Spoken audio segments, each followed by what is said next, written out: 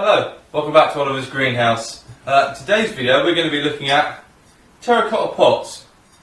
Now these are relatively cheap, easy to come by. They're my preferred pot of choice for planting my orchids in. I find the rate at which the moisture evaporates from the media through this porous material is really beneficial. You do end up watering a lot more, although on the flip side it does tend to wick a lot of any excess salts away from the media, left over from the fertiliser. So I have lots of these lying around, which got me to thinking. Now, a couple of videos I've seen recently, people are talking about purpose-made terracotta orchid pots. Now they're the ones that basically when they're being thrown, they produce them with a series of air holes, circular air holes basically around them. And I was thinking to myself, I did a little bit of research and I had a look and saw some of the prices. They are noticeably more expensive than the standard terracotta pot. And so I thought to myself, it can't be that hard to take something like this and make some holes in it. So I had a look around because I knew drilling wasn't going to quite do it. Although this is quite soft, this material, drilling wasn't going to be the answer, more with a normal drill. So what I came up with after a little bit of looking was these are machine grade diamond coated hole cutting bits that go straight into the chuck on a drill. And so I found these on eBay. I got a whole set for about £7, so they range from sort of almost 40mm diameter right the way down to little tiny diddy ones which are about, I don't know, 6 or 7mm diameter, which are great for little pots. So in this video we're going to be looking at, I'm going to be showing you how you can use these to drill holes in these and make your own terracotta orchid pots. That's really straightforward. I haven't found I'm not particularly good at DIY. I wouldn't say I have an above average skill at DIY, but I'm reasonably handy. And I think most people with just a few pieces of equipment would be able to go out and do this. Like I said before, the price of these, they're sort of like £4 or £5 a pop. The normal ones are sort of £2 to £3 depending on where you go for them. Obviously the more you buy the cheaper they are. So for a pack of hole cutters like that for £6 off eBay, I mean, two of these are going to be £6, so you're already saving yourself a load of money there. It can actually be used to do even little tiny pots. Now these are like the little 2.5 inch, 3 inch pots, and I've managed to hole that one there with some pretty big holes, and I've done one here with a series of very small holes. So I've been sort of experimenting with it. Also, strangely enough, well, funnily enough, irritatingly enough, should I say, this part of the video was already recorded earlier. I recorded this video about 11 o'clock this morning. Then in the process of transferring the recorded video onto the computer, I accidentally deleted this section, so I'm actually re-recording this section about 9 o'clock at night. So when we go, let's go outside, it's going to suddenly become bright daylight. So on that note, we'll grab these, we'll grab some hole cutting sections, and grab you guys, and hypothetically we'll head outside into the bright sunshine. Okay, so we're outside now. I've got a workmate set up. My other rig, because it's just going to be easier to film what I'm doing, it's got a wider angle lens, so we'll be using that to watch the drilling process. We've got a normal terracotta pot. All I've done is taken a large black marker, marked on the areas where I'd like to put the air holes. I've also got my drill with the drill bit ready.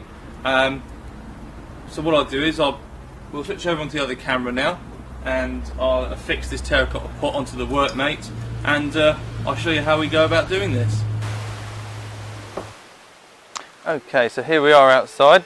Next door's hoovering the front garden, as you do. What I'm going to do is I'm just going to take an ordinary permanent marker here. I'm just going to mark in a delta formation the locations of where I want the holes to be drilled. So we're going to want another one about here, like that, and another one at the midway point between the two, which is going to be about here. Just give me a visual guide of where to do it.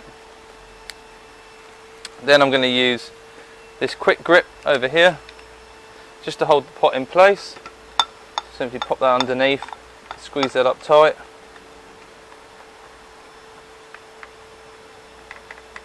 Hold that holds that pretty firmly now. Now this needs to come in at an oblique angle to start off with, like this, until it's worn a small groove out of the pot, and then we're slowly going to raise the angle until we're cutting at 90 degrees to the face of the pot. Now the hardest thing to do is to stop this from skipping around, because obviously it wants to go whoop and fly off the pot, so that's real tricky. You've got to really hold it very firmly. I'm actually going to put my foot on the edge of the workmate here just to hold it in place. I'm going to start drilling slowly. What I'll do is I'll put some music over this so you don't have to listen to the drone of the drill.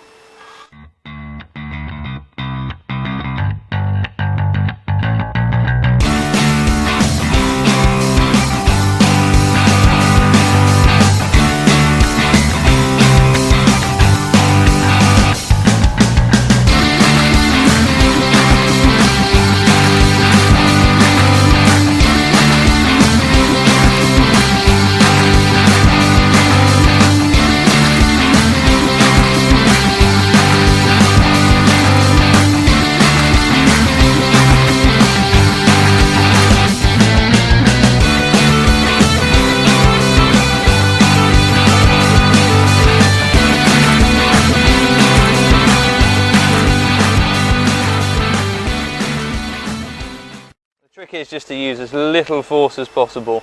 If you force it or go pushing it, it tends to jump all over the place and makes a mess. But there's a pretty perfect circular hole. There's a little bit of a bevel on the edge here where the drill was going through. But for the sake of saving yourself a few quid, it's I think a no-brainer.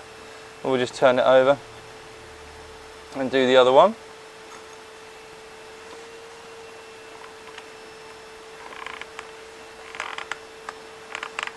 There we go, hold them in place.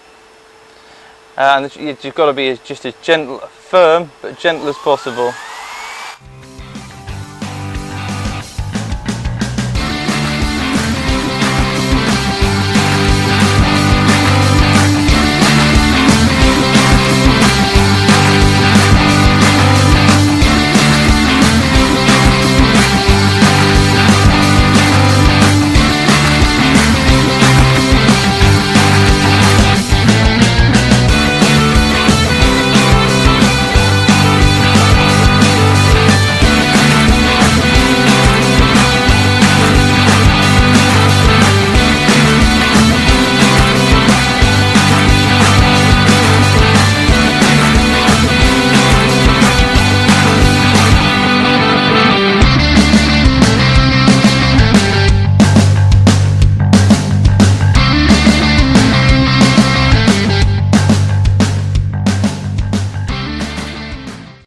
As we can see, it's quite easy to put these holes in there.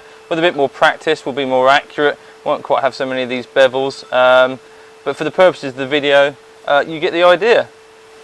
Okay, so there we have it.